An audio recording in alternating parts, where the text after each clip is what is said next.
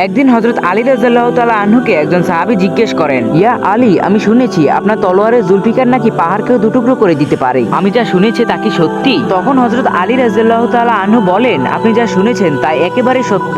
তারপর ওই সাহাবী বলেন, তাহলে আপনার তলোয়ারটি আমাকে একটু দিন, আমি দেখতে চাই এটি সত্যি নাকি মিথ্যা বা কতটা সত্য। তখন হযরত আলী রাদিয়াল্লাহু তাআলা আনহু ওই সাহাবীকে তার তলোয়ারটি দিয়ে দেয়, আর ওই সাহাবী সেই তলোয়ার দিয়ে দেয়ালে সচরে আঘাত করে, কিন্তু তাতে সেই দেয়ালের কিছুই হলো না। তারপর ওই সাহাবী হযরত আলী রাদিয়াল্লাহু তাআলা আনহুকে বলেন, হে আলী, আপনি তো বললেন এই তলোয়ার দিয়ে পাহাড়কেও দুটুকরো করে ফেলা যায়, তাহলে এই দেয়ালের কিছু হলো না কেন? তখন হযরত আলী রাদিয়াল্লাহু তাআলা আনহু বলেন, আমি শুধু আপনাকে আমার তলোয়ার দিয়েছি, কিন্তু আমার হাত নয়। ওই তলোয়ার তখনই সঠিক কাজ করবে যখন সেটা হযরত আলী রাদিয়াল্লাহু তাআলা আনহুর হাতে থাকবে। সুবহানাল্লাহ। ভিউয়ার্স, ভিডিওটি ভালো লাগলে অবশ্যই ভিডিওতে লাইক এবং কমেন্ট করতে ভুলবেন না। আর আপনি যদি ইসলামিক ভিডিও ভালোবাসেন তাহলে অবশ্যই চ্যানেলটিকে সাবস্ক্রাইব করুন।